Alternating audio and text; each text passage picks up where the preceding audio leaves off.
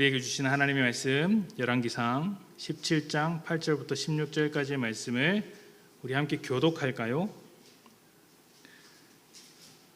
찾으셨으면 교독하도록 하겠습니다. 8절부터 제가 봉독합니다. 여호와의 말씀이 엘리야에게 임하여 이르시되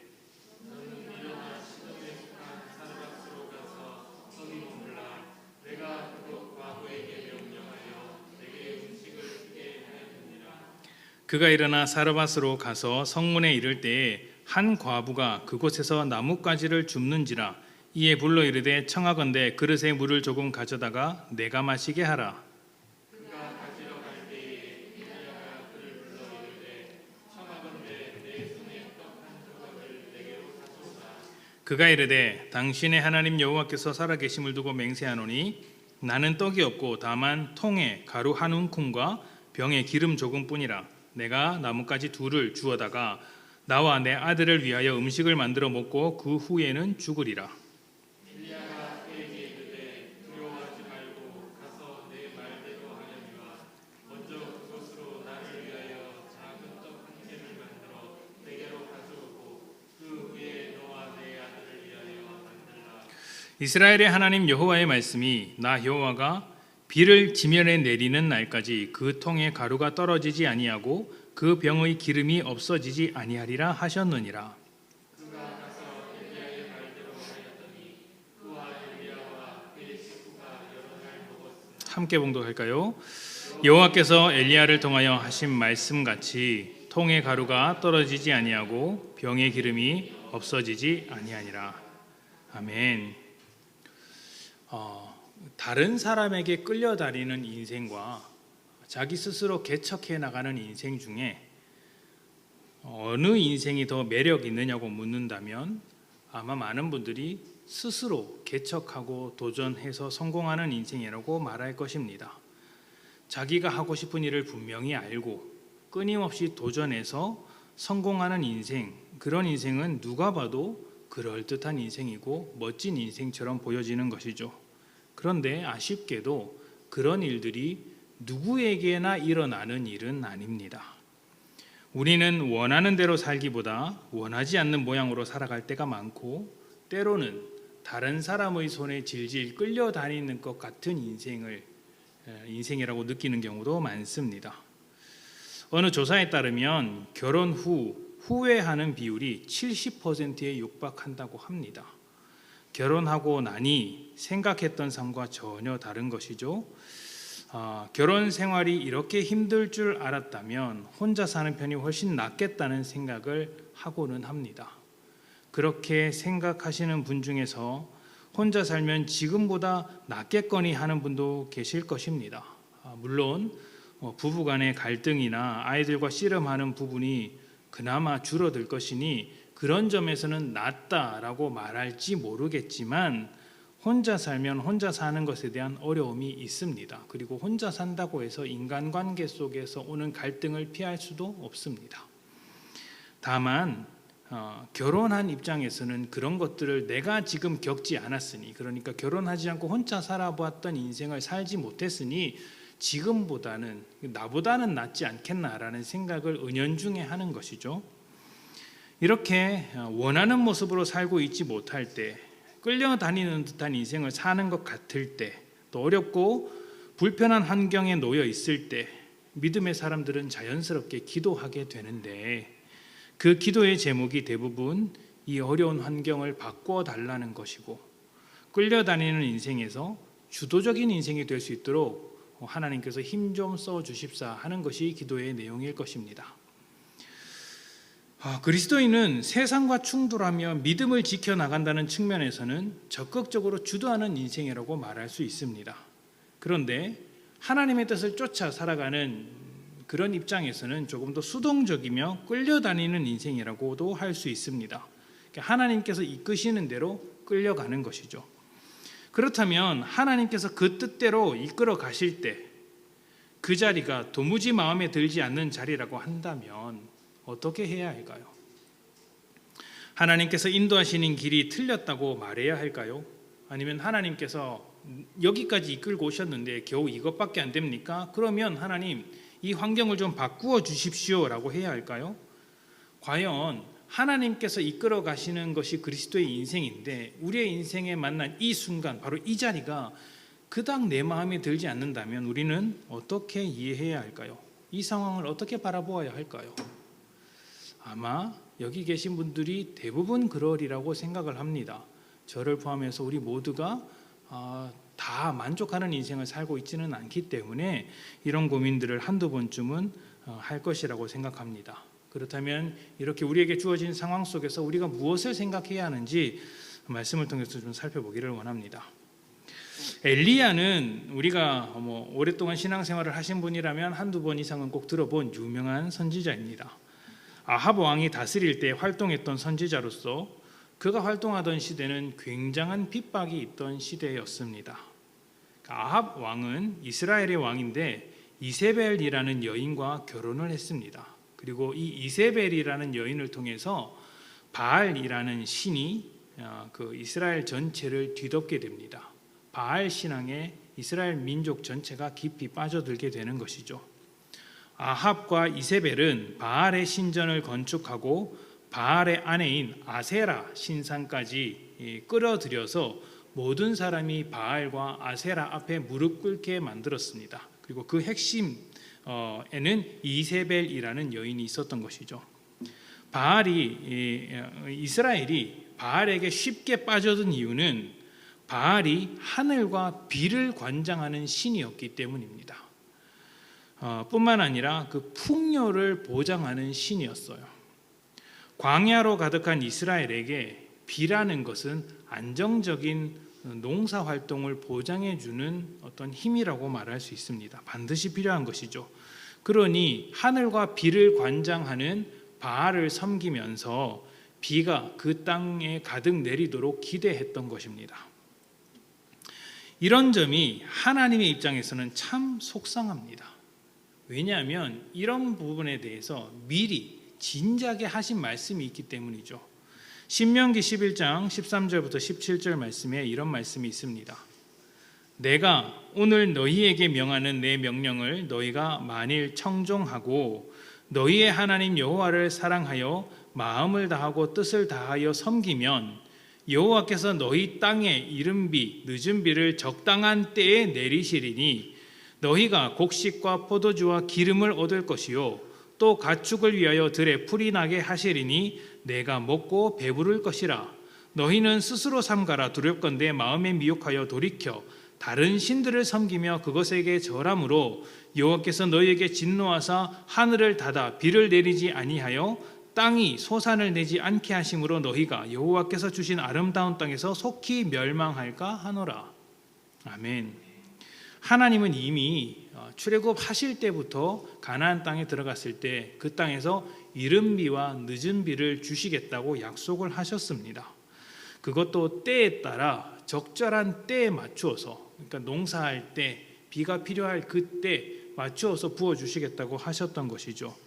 이스라엘이 다른 신을 섬기지 않는 한 하나님께서 책임지시는 백성들이니 이스라엘이 해야 할 일은 비가 오는지 안 오는지를 걱정해야 하는 것이 아니라 하나님의 말씀을 듣고 청종하여 마음을 다하여 하나님의 뜻을 쫓아 살아가는 것입니다. 그런데 여기에 실패를 한 거예요. 우리도 이런 점에서 이스라엘의 실패를 좀 눈여겨볼 필요가 있습니다. 신앙은 하나님을 보는가 아니면 하나님께서 주신 어떤 환경을 보는가에 따라서 아주 극명하게 갈려 나갑니다. 환경을 중심으로 자꾸 보게 되면 불만족스러운 것들이 참 많습니다. 실제로 환경이 좋지 않아서 불만족스럽기도 하겠지만 그 환경과 일을 받아들이는 내 마음이 어리석어서 불만족스럽기도 합니다. 그러면 그런 환경을 허락하신 하나님도 불만족스럽죠. 하나님께서 나의 인생을 책임지시며 이끌어 주신다고 하셨는데 기껏 끌고 오신 것이 이 자리입니까? 라고 물어보는 것이죠. 어떻게 되겠습니까? 그런 불만과 원망을 가지고 있다면 내 환경을 바꿔줄 만한 다른 것을 따라가게 되어 있습니다. 그것이 곧 우상이라고 볼 수 있는 것이죠.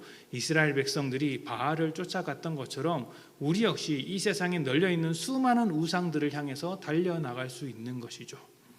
하지만 하나님을 중심에 둔다면 전혀 다른 믿음의 모습을 보이게 됩니다. 어떤 환경이라도 그 속에서 하나님의 뜻을 찾습니다.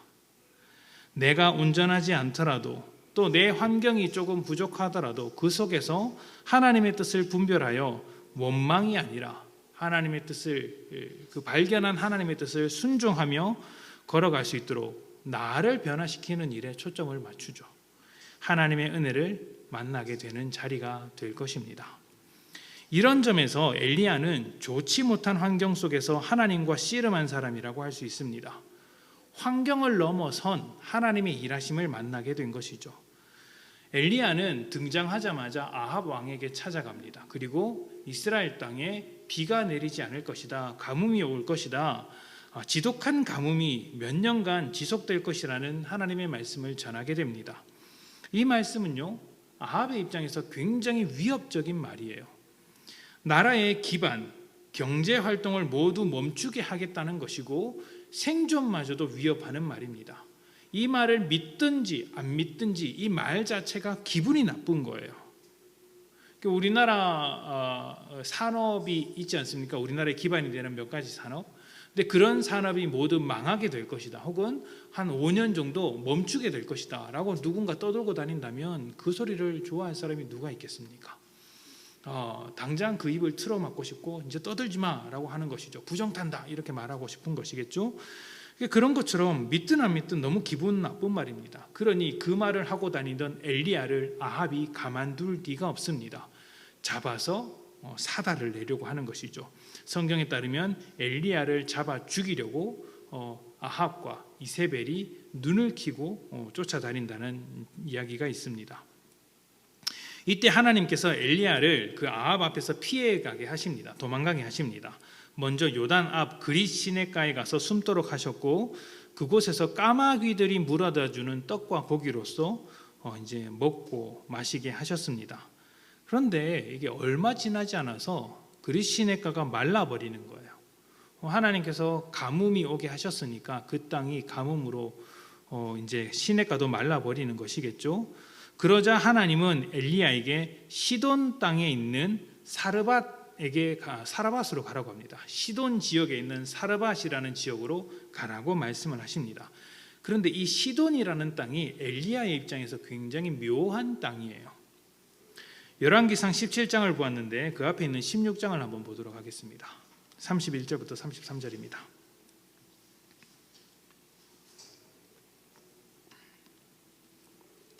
느밧의 아들 여로보암의 죄를 따라 행하는 것을 오히려 가볍게 여기며 시돈 사람의 왕 엣바알의 딸 이세벨을 아내로 삼고 가서 바알을 섬겨 예배하고 사마리아에 건축한 바알의 신전 안에 바알을 위하여 제단을 쌓으며 또 아세라상을 만들었으니 그는 그 이전의 이스라엘의 모든 왕보다 심히 이스라엘 하나님 여호와를 노하시게 하였더라. 아멘. 자, 이제 아합 왕이 어떤 일을 했는가 서론격으로 이야기하고 있는 장면인데요. 이세벨과 결혼을 했다는 장면 이야기가 있죠. 근데 이세벨이 어디 출신입니까? 시돈 땅 출신이라고 이야기를 합니다. 그러니까 이스라엘 땅에 바알을 몰고 온 여왕 이세벨의 고향이 시돈 땅인 거예요. 그의 아버지 이름이 엣바알인데 이 엣바알이 뜻이 무엇이냐면 바알의 사람이라는 뜻입니다. 그러니까 바알의 제사장이었던 것으로 보입니다. 그 제사장이 왕이 된 것이죠. 그러니까 엘리야 입장에서는 머리 아픈 상황인 거예요. 바알과 아세라를 반대했다가 죽을 위기에 처해서 겨우 그릿 시내가로 도망갔는데 하나님께서 어디로 가라고 하십니까? 시돈 땅으로 가라고 하시는 거예요. 바알이 지배하고 있는 그 도시, 바알과 우상들이 가득한 도시, 그리고 자기를 죽이려고 하는 그 이세벨의 고향, 그곳으로 들어가는 것이 엘리야의 입장에서는 좋은 것일까요? 매우 적절한 환경이라고 말할 수 있을까요? 가뭄을 주시는 하나님께서 그릿 시내가의 물까지 말라버리게 하셨던 것도 불만인데 거기서 벗어나 가야 했던 곳이 시돈이라면 엘리야에게 그 인도하심, 하나님의 인도하심이 정말 축복된 것이라고 말할 수 있을까요? 환경만 보자면 좋을 것 하나 없는 암담한 상황입니다. 하나님을 원망할 만도 하죠. 하나님, 저를 어쩌자고 여기까지 보내십니까? 하나님, 왜 시돈 땅까지 보내십니까? 원망할 수도 있습니다. 그런데 하나님은 무턱대고 일을 하시는 분은 아니시죠. 엘리야를 그렇게 인도하신 데에는 놀라운 은혜, 놀라운 비밀이 있기 때문입니다. 하나님께서 아합 왕에게 말씀하시기를 내가 비를 멈추고 이슬을 멈추고 가뭄을 주겠다라고 하셨습니다. 그렇게 하신 것은 이스라엘이 의지했던 바알이 사실은 아무것도 아니라는 것을 가르쳐 주기 위해서였습니다. 가뭄이 가득할 때 바알이 진짜 신이라면 바로 그럴 때 비가 와야 하는 것이죠. 백성들이 목마를 때, 농사를 지어야 할 때, 근데 가뭄이 왔습니다. 그러면 정말 바알이 진짜 신이라면 그렇게 바알에게 기도했을 때 비가 쏟아져야 하는데 안 오더라는 것이죠. 하나님께서 막으셨으니까요. 그러니까 바알은 진짜 비를 내리는 신도 아니었고 자기 백성들을 지켜줄 수 있는 힘을 가지고 있던 존재도 아니었습니다. 말 그대로 우상일 뿐이죠. 엘리야가 도착한 사르밧에서 과부를 만나게 되었습니다. 과부는 나뭇가지를 줍고 있었는데 아마도 그 나뭇가지로 불을 때워서 얼마 남지 않은 밀가루와 기름으로 음식을 만들어 먹으려고 했던 것으로 보입니다. 그런 중에 엘리야가 찾아와서 물 한 잔 달라, 떡 한 덩이 달라고 하니까 과부 입장에서는 정말 답답했을 거예요. 왜냐하면 가뭄으로 먹을 것을 구하지 못해서 내일에 대한 희망이 없습니다. 당장 이 음식 먹으면 음식이 똑 떨어져서 자기 아들과 죽을 판입니다. 그런데 어떤 사람이 와서 떡을 달라고 하니까 주고 싶겠습니까? 주고 싶은 마음이 있더라도 줄 수 없는 상황인 것이죠. 그러니까 답답하고 할 수 있는 것이라고는 아무것도 없는 것이죠. 엘리야는 과부의 말을 듣고서도 계속 요구를 합니다. 나를 위해서 먼저 떡을 만들라. 그러면 하나님께서 당신의 삶을 책임질 것이다. 너희의 기름과 떡이 끊이지 않을 것이다. 요구합니다. 과부는 결국 엘리야 말대로 합니다. 결과는 잘 아시는 대로 과부의 집에 그 떡을 만들기 위한 재료들이 끊이지 않고 계속해서 생겨나는 것을 보게 됩니다. 하나님께서 이 엘리야와 과부의 이야기를 통해서 말씀하고자 하시는 것은 바알은 자기 백성을 책임지지 못하는 가짜이지만 하나님은 이방 백성마저도 긍휼한 마음으로 돌보시는 분이라는 것을 가르쳐 주기 위한 것이에요. 지금 바알의 고향이, 바알이 다스리는 원래 지역이 시돈이잖아요. 근데 그 시돈에서 가뭄으로 죽어가는 사람이 있더라는 거예요. 근데 그 사람을 하나님께서 살리시고, 정작 하나님의 백성인 사람들이 바알을 붙들어 놓고 비를 달라고 하지만 그 바알은 이스라엘 백성에게 비를 내려주지도 못하니 얼마나 거짓된 신이냐, 이것을 말해주고 있는 것입니다. 그러니까 이것이 엘리야가 반가워하지 않았던 환경으로 하나님께서 몰고 가신 이유인 것이죠.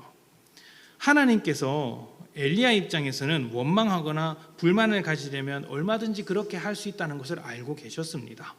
아합에게 처음 메시지를 선포했을 때 아합이 그 메시지만 듣고 회개했다면 얼마나 좋았을까요? 그렇게 강력한 메시지를 주셨더라면 도망갈 필요도 없고 그냥 좀 인정을 받고 얼마나 좋게 살았겠습니까?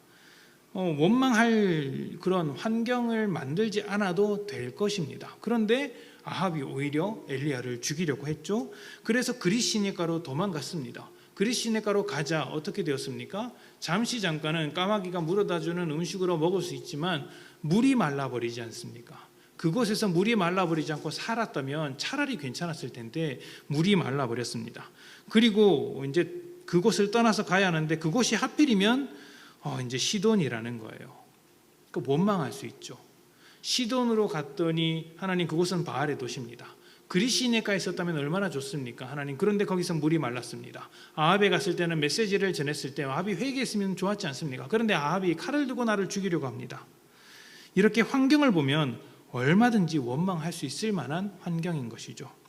그런데 하나님의 입장에서 이 일들은 필요한 일들이었습니다. 아합에게 처음부터 강력하게 말씀하지 않으시고 가뭄을 선포하신 것은 바알이 거짓된 신이라는 것을 밝혀내기 위해서입니다. 그러니까 방금 말씀드렸던 것처럼 아합이 자기 백성도 지키지 못하고 비를 내리지도 못하는 무력하고 가치 없는 우상에 불과하다는 것을 깨닫게 하기 위해서인 것이죠. 그렇게 깨닫게 해야 포기를 해도 깨끗하게 포기할 수 있는 겁니다. 미련이 남지 않아요. 그러니까 하나님께서 만약에 한순간에 우르르 쾅쾅 하셔가지고 바합의 마음을 힘으로 굴복시켰다고 해보십시다. 시간이 좀 지나면 아합의 마음속에 또 꿈틀꿈틀거릴 거예요. 그때 내가 조금만 버티고 바알에게 기도했더라면 비를 내주었을 수도 있을 텐데 라는 기대감이 또 꿈틀꿈틀거렸을지도 모릅니다. 그것을 막기 위해서는 가장 좋은 게 뭐겠어요? 그것이 내가 믿고 의지하던 것이 얼마나 능력 없는 것인지 허망한 것인지를 깨닫게 하는 시간이 필요한 것이죠. 그것이 가뭄의 시간입니다. 저는 우리와 하나님과의 관계에서도 이런 일이 있을 수 있다고 생각을 해요. 우리가 하나님을 제외하고 다른 어떤 것을 우상으로 자꾸 삼고자 한다면 하나님께서 우리가 의지하고 있는 그 우상과 같은 것들이 얼마나 무력한 것인지를 깨닫게 해주는 시간이 반드시 찾아올 것이라고 믿습니다. 우리 인생의 가뭄과 같은 시간이 찾아오는 것이죠. 그러면 그것이 정말 보잘것없는 것이라는 것을 깨닫고 우리가 주님 앞에 다가오게 될 것입니다. 또 그릿시내가에서 까마귀를 통해 먹이실 때는 가뭄 속에서도 엘리야를 살리시는 하나님을 경험케 하셨습니다. 그렇게 가뭄이 가득한데 하나님께서는 엘리야만큼은 먹이시고 살리시더라는 것이죠. 그러니까 하나님의 메시지를 선포해야 하는 엘리야가 먼저 하나님의 능력을 경험해야 메시지를 선포하더라도 진정성 있게 선포하지 않겠습니까?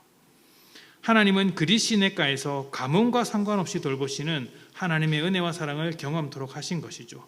또 시돈으로 옮기신 것은 바알이 지배하는 시돈에서도 바알은 자기 백성을 돌보지 못하나 오직 하나님은 온 세상을 다스리고 긍휼로 돌보신다는 것을 보여주셨습니다. 만약 그릿시내가에서 멈춰 있었다면, 그 시내가가 마르지 않고 가만히 있었다면 하나님께서 엘리야에게 시돈 땅으로 가라고 했을 때 엘리야가 움직였을까요?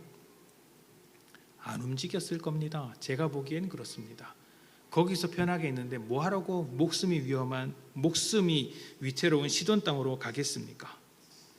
그런데 시돈 땅으로 가야 온 세상을 다스리시며 바알의 백성들도 사실은 하나님의 백성이라는 당시로서는 매우 파격적이고 놀라운 사실을 깨닫게 되는 것이죠.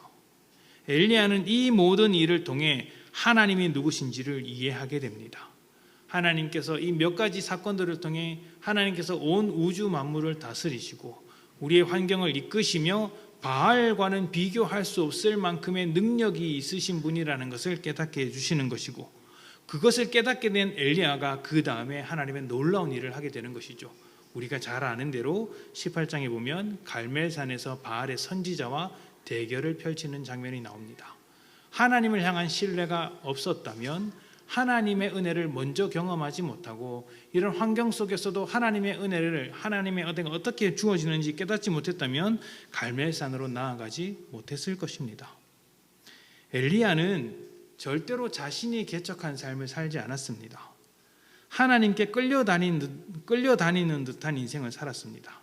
끌려다녔던 곳도 하필이면 가장 부담스러운 곳, 또 자기가 원했던 삶과는 전혀 달랐던 그런 인생이었습니다. 자기를 죽이려는 사람의 동네에 들어가는 것이 좋은 일일 수 없죠. 그래서 누가 좋다고 하겠습니까? 그런데 엘리야는 그곳에서 하나님의 일하심을 보았고 하나님의 능력을 깨닫게 되었습니다. 우리도 우리의 삶을 볼 때 우리 뜻대로 살아가는 것 같지가 않습니다. 여기 계신 분 중에 당장 내일이라도 내 뜻대로 할 수 있는 능력을 가지고 계신 분이 계시다면, 내 뜻대로 내일을 마음대로 만들 수 있는 어떤 비결을 가지고 계신 분이라면 그 비법, 그 비결을 저에게 좀 알려주십시오. 제가 전 재산을 투자해서 여러분에게 드리겠습니다. 배우겠습니다. 제가 통장을 오늘 예배 드리기 전에 이 말을 하기 위해서 통장을 확인해 봤더니 5,600원이 있었어요. 그걸 드릴 테니까 안타깝죠?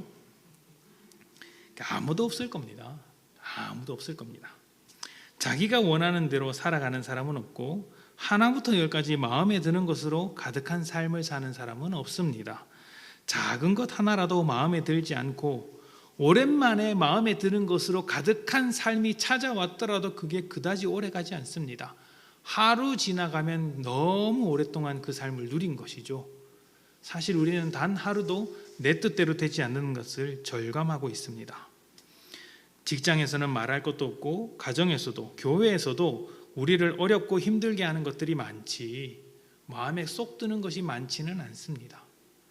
그럴 때 도무지 우리 뜻대로 되지 않을 것 같을 때 우리는 우리를 그곳에 인도하신 하나님의 뜻을 헤아릴 수 있어야 합니다.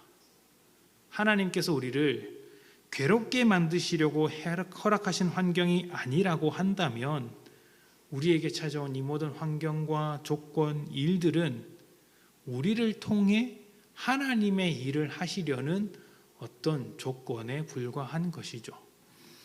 엘리야가 만난 상황은 괴로울 만한 상황이지만 그곳에서 자신과 사람들을 돌보시는 하나님, 바알과 비교할 수 없는 하나님을 경험하던 자리였습니다. 그리고 이스라엘에게서 바알을 제거하는 하나님의 일이 시작된 자리이기도 합니다. 너무나도 불편했던 그 자리가 그 일의 시작점이 된 것이죠. 그렇게 은혜를 입은 엘리야가 하나님의 은혜를 다시 한번 선포하게 된 것입니다. 결국은 환경의 문제가 아닙니다. 우리가 문제입니다. 우리가 하나님의 선하심을 쫓아 살아가는 삶인가, 아니면 환경의 불만을 품고 하나님을 반대하는 입장에 서 있는 삶인가 하는 것이죠. 만약 우리를 둘러싸고 있는 환경들에 대해서 우리 자신이 불만을 가지고 있다면 그것이 사람이든 어떤 배경이든 상관없이 불만이 있다면 그것은 우리를 여기까지 인도하신 하나님에 대해서 불만을 갖는 것입니다. 주어진 환경은 그저 환경일 뿐입니다. 환경이 나를 결정할 수는 없죠. 우리를 결정하시는 분은 하나님이십니다. 하나님께서 그의 특별한 목적을 위해 우리를 이곳에 두시기로 결정하셨습니다. 뭐가 불만입니까? 하나님께서 우리를 이곳에 두셨다는데, 불만을 갖기 전에 모든 삶을 인도하시며 이끌어 오신 하나님께 그 뜻을 물어보십시오. 하나님, 저는 이 상황이 납득되지 않습니다. 그런데 하나님, 왜 저를 이 자리에 두셨습니까? 하나님, 내가 저 사람과 함께하고 있는 것이 참 이해가 되지 않습니다. 그런데 왜 저를 그 사람과 함께하게 하셨습니까? 여러분 주변에 있는 사람을 볼 때마다, 여러분을 둘러싼 환경을 볼 때마다 이 질문을 던져야 하는 것이죠. 하나님의 은혜가 어디 있는지, 하나님께서 어떻게 이끌어 가시는지, 혹시 나의 모난 어떤 성품을 바꾸려 하는 것은 아닌지, 아니면 나의 이 고생스러움을 통하여서 내 가정 혹은 내 주변에 있는 어떤 사람들이 하나님을 더 깊이 만나며 하나님의 은혜가 넘쳐나는 삶을 살도록 하려는 것은 아닌지, 그것을 물어보며 하나님을 찾아가야 하는 것이죠. 그것이 하나님의 손에 이끌려 살아가는 우리가 해야 할 모습들입니다. 우리가 해야 하는 일인 것이죠. 하나님께서 우리를 통해 일하십니다. 이 말을 잊지 마십시오. 하나님께서 일하시는데 환경이 문제겠습니까? 문제가 되는 것은 딱 한 가지. 하나님께서 우리를 통해 일하시는데 문제가 되는 것이 있다면 그것은 하나님을 반대하는 우리의 마음입니다. 이것 하나가 문제가 되는 것이지 환경은 아무런 문제가 되지 않습니다. 이제 우리를 둘러싼 환경으로 원망하는 것이 아니라 하나님의 뜻을 묻고 그 뜻을 쫓아 살아가십시오. 하나님의 그 뜻을 기대하며 하나님을 사랑하는 마음으로 순간순간 다가오는 모든 일들을 은혜로 받으셔야 합니다. 그곳에 하나님의 일하심이 있기 때문이죠. 조금 불만스러운 환경이더라도 그것을 주신 분이 하나님이심을 인정한다면 한 사건 1분, 5분, 10분 그 순간순간 다가오는 일이 나의 화를 돋구는 일이지만 그 일마저도 하나님께서 허락하신 것이라고 우리가 인정하게 된다면 그 모습 속에서 우리를 변화시키든지 아니면 그 상황을 변화시키기 위해서 우리를 통해 일하시는 하나님의 능력을 기대하든지 그렇게 되어야 하는 것이죠. 엘리야가 그랬던 것처럼 또 사르밧 과부가 그랬던 것처럼 하나님께서 일하시는 환경은 언제나 우리에게 불만족스러운 환경일 수밖에 없습니다. 그러나 하나님께서 하시고자 한다면 그러한 환경을 통해서도 충분히 일을 하시니 우리는 하나님을 신뢰하고 하나님을 의지할 수 있어야 하겠습니다. 늘사랑교회 성도님들 모두 살아가는데 마음에 드는 환경이 썩 많지는 않을 것이지만 그럼에도 하나님의 뜻을 묻고 그곳에서 하나님의 뜻을 이루어내는 복된 성도님들이 되시기를 축복합니다. 함께 기도합니다.